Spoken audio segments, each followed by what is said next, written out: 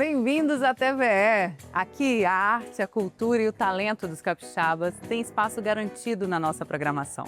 E o cinema é um dos nossos destaques. Às quintas, às 10 da noite, exibimos as produções realizadas aqui no Espírito Santo, no TVE Cinema. E no Curta Vídeo, através de conversas com profissionais, levamos até vocês os bastidores do melhor do nosso audiovisual. E como na semana passada, nós ainda estamos aqui no Espaço Cultural Ladeira, no Centro Histórico de Vitória, que ocupa o prédio da primeira livraria da nossa capital, a icônica livraria Âncora. Em cartaz no espaço está a exposição Território Cruzado. Com a curadoria de Carla Desirê, a exposição coletiva reúne trabalhos que se conectam com as faces de reinvenção da vida a partir do cruzamento dos saberes, dos desejos e das memórias. Esse encontro propõe o acolhimento a trabalhos e produções que no processo passam por essas encruzilhadas. Participam da coletiva os artistas Aline Amaral, Ashanti Maquida, Jadson Titânio, JV Abreu e Nadine Luiza. O Espaço Ladeira tem seu foco na arte contemporânea e promove residências, exposições e intervenções urbanas que dialogam com a arquitetura e a memória do local. É um ponto de conexão entre artistas emergentes e a comunidade, valorizando a história enquanto incentiva novas criações. E o foco do nosso programa hoje é documentário e o seu poder como instrumento de reflexão e conscientização. E a nossa convidada é um destaque nessa área. Roberta Fernandes é jornalista e documentarista. Em 2018, dirigiu seu primeiro documentário, Se Você Contar, que abordou o abuso sexual infantil. O filme participou no importante festival É Tudo Verdade, em São Paulo, e venceu o Grande Prêmio Canal Brasil de Curtas. Co-dirigiu, junto com seu parceiro na produtora Andaluz Filmes, Rodrigo Cerqueira, os telefilmes documentários Congo Santo, Acerca da Pele, Maria, Essa Fé Que Me Leva, entre outros. E atuou também como roteirista e produtora executiva de diversas outras obras. Em 2023, dirigiu seu primeiro longa, o documentário Ato Final, que abordou outro tema sensível e mais que necessário e atual, o feminicídio, que ganhou o prêmio de melhor documentário no Lisboa Indie Film Festival. Roberta vê o cinema como um registro histórico e ferramenta de transformação social. Além do fascínio pelas pessoas e pelo documentário, ela é movida pela vida que pulsa e pelas dores, as dos outros e as dela própria.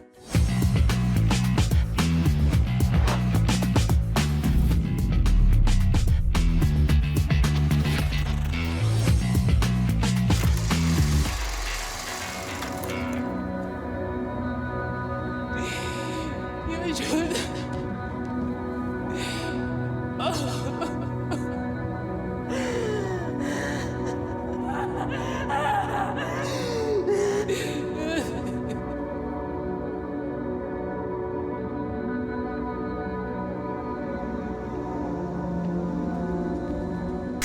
E a nossa convidada do Curta Vídeo de hoje é a Roberta Fernandes. Roberta, seja muito bem-vinda. Muito obrigada, que honra. É um prazer te ter aqui. Roberta, em 2023 você lançou o Ato Final, que foi um filme muito premiado. E é um filme que trata de um tema muito sensível, principalmente ao Brasil, que eu acho que a gente está no ranking do mundo como o 5º país que mais comete violência contra a mulher, feminicídio. Eu queria te ouvir sobre qual é a importância desse filme na nossa sociedade hoje.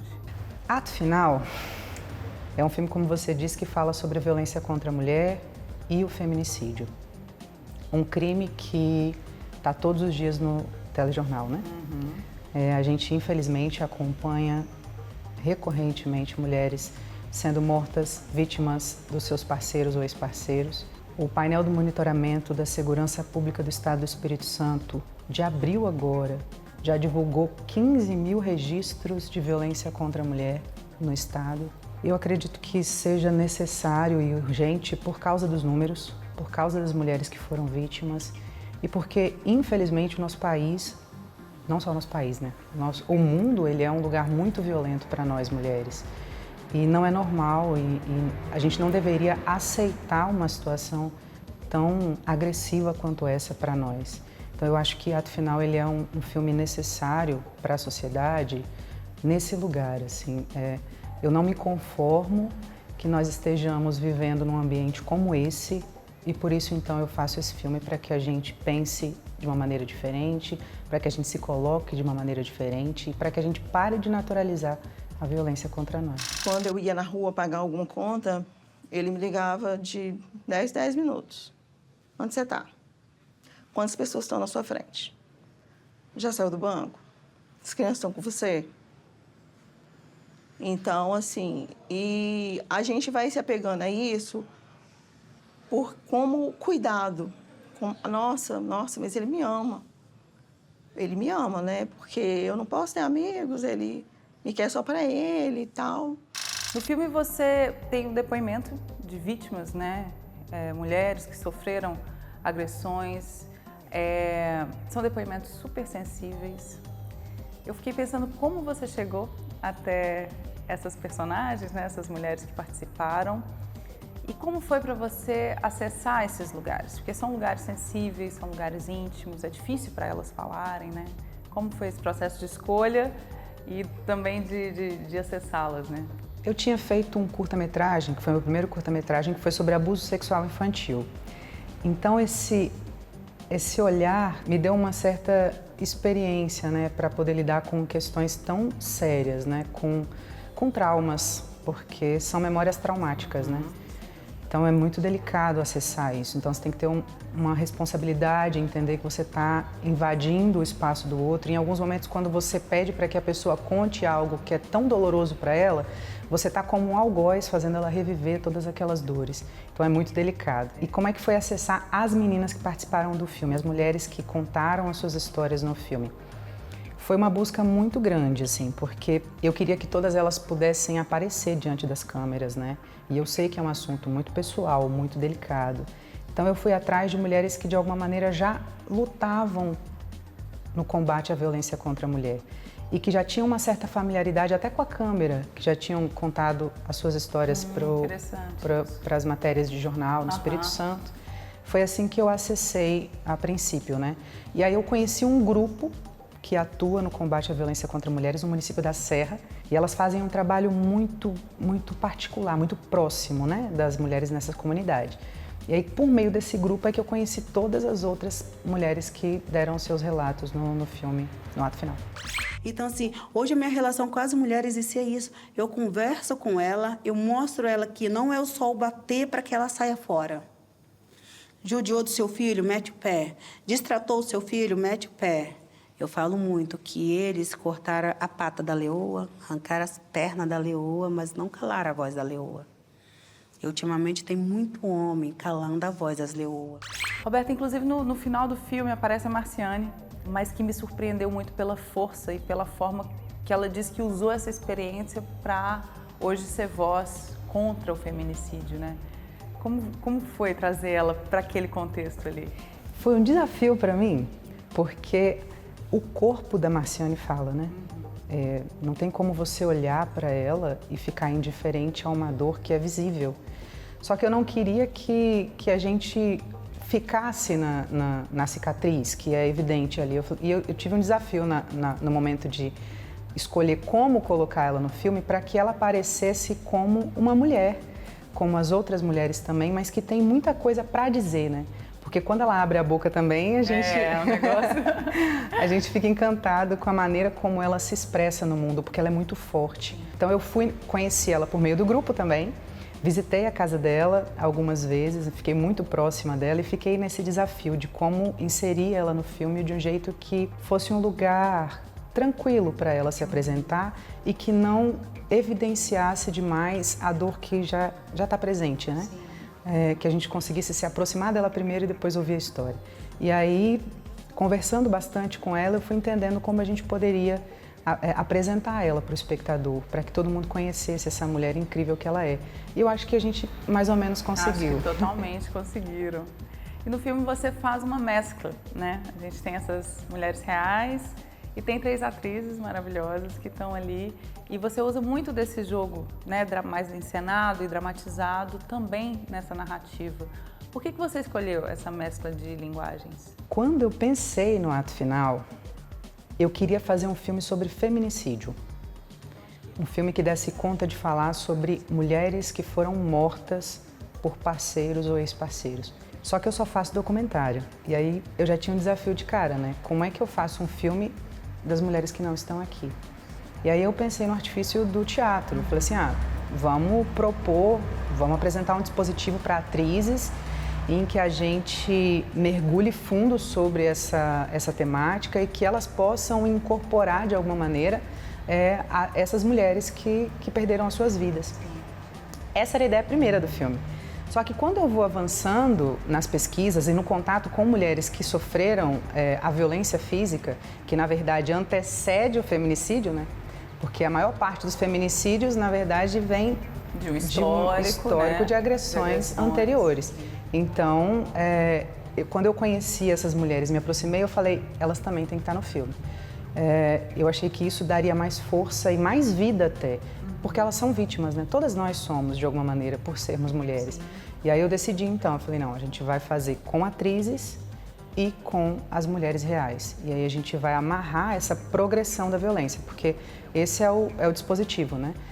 Se a gente entende que o feminicídio é o último ato de uma série de agressões que acontecem anteriormente, como é que a gente faz isso? Aí no dispositivo a gente constrói essa amarração com as duas linhas narrativas, tanto das atrizes que vão aos poucos apresentando a violência, que vai aumentando até a morte, né? Ao mesmo tempo em que as mulheres reais vão contando os casos de violência que também progridem. Começa com uma violência psicológica, parece sutil, e aí esses casos, as duas linhas vão progredindo até o ato final. Frase que te violenta, frase que te dilacera. Quero escutar, quero escutar. Você é nojenta! Você é nojenta! Vai, gente, ajuda ela. Você é nojenta. Você é nojenta. Você é nojenta. Você é nojenta. Você é nojenta. Você é relaxada. Você é relaxada. Mais ódio, Sabrina, mais ódio. Cospe nesse espelho, vai! Nojenta, cospe! E foi interessante porque você usou mais do processo das atrizes, de preparação das atrizes, do que você tinha planejado, né? Isso aparece no filme. Conta um pouco pra gente, como é que foi essa preparação tão forte e tão bonita? O que acontece? Eu sugiro que as atrizes, eu apresento para as atrizes uma estratégia de trabalhar sobre marcações que eu identifico dentro de um relacionamento tóxico, uma vez que eu pesquisei sobre isso, né, e tive contato com isso. Então, eu queria que no palco elas apresentassem ou alcançassem o que é a parte sensorial de uma mulher nessa situação. Só que elas não tinham os casos dessas mulheres, elas não se conheciam, nem as atrizes conheciam os personagens, nem as personagens conheciam as atrizes, elas se conheceram ali. E aí, quando eu apresento para elas essa dinâmica de trabalhar com essas sensações no palco, elas entregam o que é delas. E isso é que eu achei que ficou extraordinário, porque, como eu disse... As atrizes também trazem muitas histórias todas as delas, mulheres, né? são potenciais vítimas de violência doméstica, de violência contra a mulher. Todas nós conhecemos e acessamos um pouco essa dor. Assédio, estupro, enfim, e o machismo, né, de modo mais geral e mais amplo. E quando elas, no exercício, elas apresentam um pouco do que dói nelas, é aí que eu acho que o filme ganha mais força. Porque todas nós estamos falando daquilo que nós conhecemos e nós sentimos. Sim. Então, esse processo que elas estão entregando, aquilo que elas percebem, o que elas sentem de cada um desses exercícios que eu propus para elas, para mim é o ganho do filme, é o que precisava estar lá. É muito, muito bonito.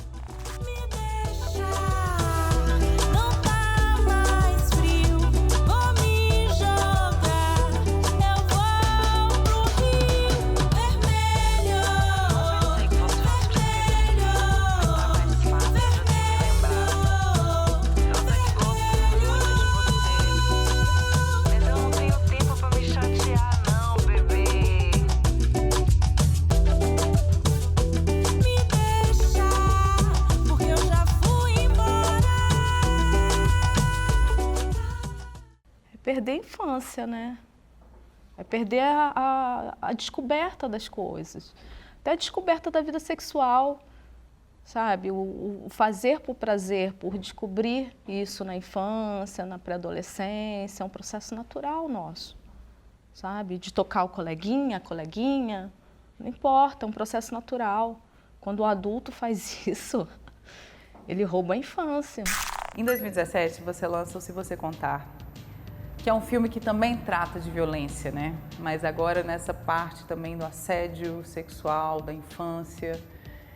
E é muito interessante que você usa no filme uma dinâmica que é do jogo de cena do Eduardo Coutinho, que nesse caso eu imagino que tenha sido muito fundamental, que é uma mulher contar uma história que não é dela, ou contar a história de uma que não conseguiu contar.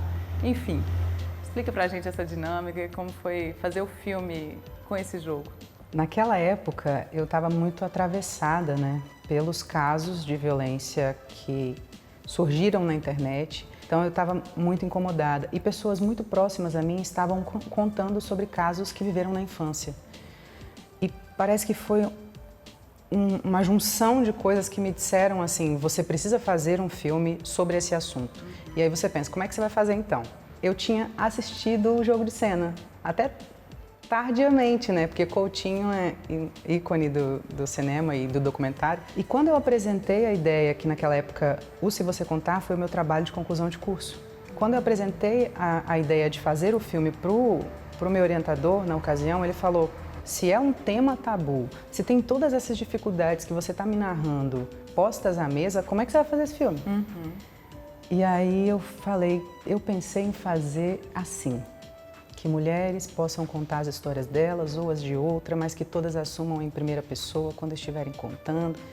E quando eu falei esse dispositivo que é influenciado por jogo de cena, ele falou assim, Roberta, se você conseguir fazer um filme da maneira como você está me contando, esse filme vai ganhar prêmio.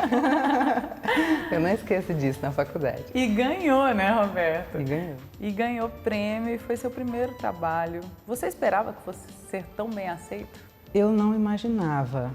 Foi muito difícil, foi assim como o ato final, né? Acho que todos os filmes que de alguma maneira eu toquei em violência de gênero, violência contra a mulher, foi um processo muito doloroso. Por muitas vezes eu pensei, não quero continuar, não quero...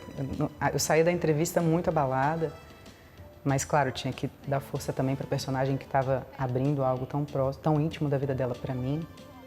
Mas, enfim, e no final das contas eu acabei conseguindo, por uma mística aí, e entendendo o quanto era importante conseguir fazer isso.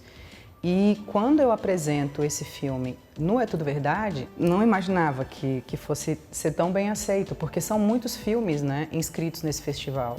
É muito difícil entrar, mas vendo o filme, conhecendo a força da história das meninas e sabendo o quanto essa violência é tão grave, alguma coisa me dizia que aquele filme era necessário. Então, eu acredito no filme, eu acredito na obra, mas eu não imaginava que ela fosse ter uma repercussão tão grande, nacional e internacionalmente como foi. A maioria dos leprosos do Espírito Santo seria levada à força para lá. Foram mais de 400 nos 2 primeiros anos. Um anúncio publicado nos principais jornais do Rio de Janeiro vendia uma excursão de navio para a inauguração do leprosário, com destaque para a presença do presidente da República. Roberta, em 2019 você lançou Acerca da Pele, que é um resgate mesmo, né, desse momento tão difícil que foi quando pacientes de hanseníase eram internados compulsoriamente. Como você chegou nessa história? Há um tempo atrás eu conheci, antes de fazer o filme, eu conheci essa comunidade, o espaço que até hoje é um espaço que existe no interior de Cariacica, antes de fazer o filme. E fui apresentada aquela realidade e conheci, entendi que pacientes que na época eram diagnosticados com a lepra, antigamente era esse nome, eles eram retirados da sociedade, eles eram inseridos nessas colônias. E quando eles eram inseridos nessas colônias, eles tinham filhos, se relacionavam entre si, tinham filhos, os filhos nasciam sadios, sem o bacilo, né, sem a lepra. Só que na hora que nascia tinha que retirar do contato dos pais e essas crianças ficavam num educandário, né, numa instituição próxima, e eles eram cuidados pelos gestores da instituição. Então eles viam os pais só por uma grade, separados por uma grade. E essas crianças cresceram e essas pessoas se desenvolveram. Depois, quando se descobre a cura para a lepra, o Estado abre essas correntes dessas colônias e diz para as pessoas, né, vão para a sociedade agora, né? Vocês que desaprenderam a viver em sociedade, vai agora se virar. E, na verdade, eles já não conseguem mais, né? Eles aprenderam um outro jeito de viver. E essas crianças já são maiores, né? E aí elas voltam e podem ter contato com os pais. Essas crianças que foram e sofreram com a alienação parental, porque não foram criadas como a maior parte das crianças, né? Com auxílio de família ali. E quando eu conheci essa história, nesse tempo, antes de fazer o filme, eu fiquei impactada. Muito impactada. Quando você chega e vê pessoas reais morando naquele lugar até hoje e tendo uma história tão profunda, tão marcada por uma intervenção do Estado, né? É bem chocante, assim. É bem chocante. E não tem como você olhar e falar assim, de alguma maneira, como é que eu posso registrar e fazer com que todo mundo conheça essa história, saiba como foi para essas crianças viverem tão isoladas dos pais. Todas as crianças que nasciam, não deixavam nem mamar na mãe, deixavam. Aí vim para cá recém-nascido e fiquei aqui até a idade de 12 anos. Acabava de ganhar, não podia ficar com seus filhos, né? Vim tudo para cá do Canário. Já dizia que era que cuidava de nós, achava sal. Daí nós fomos criados com leite de vaca, porque não podia mamar na mão da gente, né?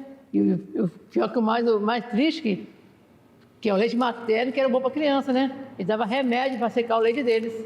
Em 2018, você lançou Congo Santo, que já é uma outra temática, né? Que trata muito dessa devoção dos moradores da Barra do Jucu ao São Benedito e como o Congo, né, participa dessa festividade. Queria que você me falasse do ritual. Como funciona esse ritual, que até hoje está super vivo? Na Barra do Jucu existe o Congo, né, que é um ritmo musical, na verdade é um estilo de vida da Barra, né? Eles respiram o Congo. O ano todo eles fazem festas, eles se reúnem para fazer rodas de Congo e está muito presente no quintal das pessoas. Se você anda nas ruas, você vê o Congo no muro, você vê a casaca sendo construída, então a Barra do Jucu é um lugar que respira o Congo, que é o nosso patrimônio cultural e material, né? O ritual que eles fazem todos os anos é um ritual de fincada e retirada do mastro.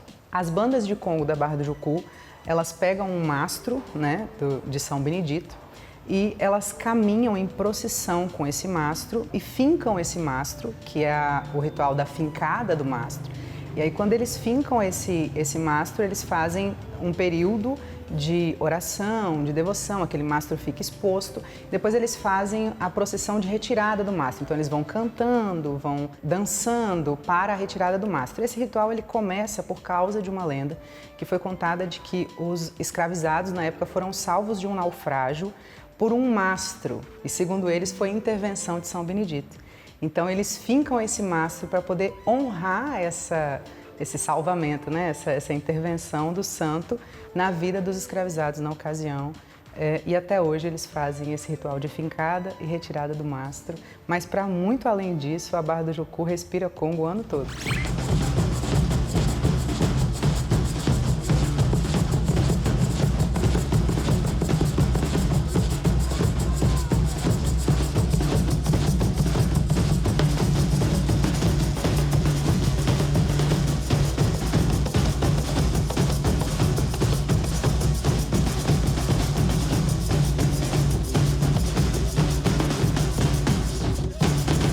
Para você, como realizadora, é tão importante ter uma produtora sua? A Andaluz Filmes, ela nasceu muito... Ela surge junto com Se Você Contar. Eu consegui uma parceria muito bonita, muito importante, muito sólida com meu sócio. A gente é muito parceiro, assim, de alma, assim. É uma coisa que foi necessário esse encontro na nossa jornada para que a gente pudesse montar a Andaluz. A gente pensa muito parecido, a gente se preocupa com questões que são muito importantes. Quando diz respeito ao universo feminino, eu reclamo muito, tenho muitas dores por ser mulher, capixaba e tudo mais. Eu divido isso com ele e ele é um homem sensível, que me apoia, que entende a importância da gente trabalhar com esses assuntos, cede porque é uma mulher no audiovisual dirigindo. Então ele cede o espaço para que eu ocupe esse lugar. Que é tão difícil para nós mulheres ainda. Bom, e os projetos futuros? O que é que pode adiantar para a gente? Nós lançamos agora uma coprodução, um telefilme com a TV Aparecida, que é um filme também que fala um pouco sobre a identidade capixaba, né? Um filme sobre a devoção capixaba à Nossa Senhora da Penha, né? A gente tem uma série, A Expedição Nazista ao Brasil, 1936. Super interessante, né? Nós gravamos esse material que, de vez em quando, a gente fala que a ideologia nazista é uma coisa do passado, né? Ou muito distante da gente. Mas quando a gente chega nesse assunto e percebe tantos ecos com a nossa atualidade, a gente vê o quanto está aqui no nosso dia a dia. Infelizmente ainda, né? Então a gente tem essa série para lançar, a gente está aí na fase de montagem, vai levar um tempinho ainda, mas é um material que a gente vai lançar. E novos projetos a gente não para. Tem muita coisa. A gente vive incomodado, né? Porque o que move a gente a fazer cinema é o nosso incômodo com as coisas ao redor. Querida, e pra gente ir finalizando, o que é cinema para você? É uma ferramenta muito importante. O cinema ele é capaz de registrar um pouco da nossa história, um pouco da nossa cultura, que fala da nossa identidade, do nosso povo. É uma ferramenta que pode nos ajudar a acessar questões importantes da nossa sociedade, da nossa vida, que nos refresca nos momentos difíceis. Vale lembrar que na pandemia, cinema é arte, né?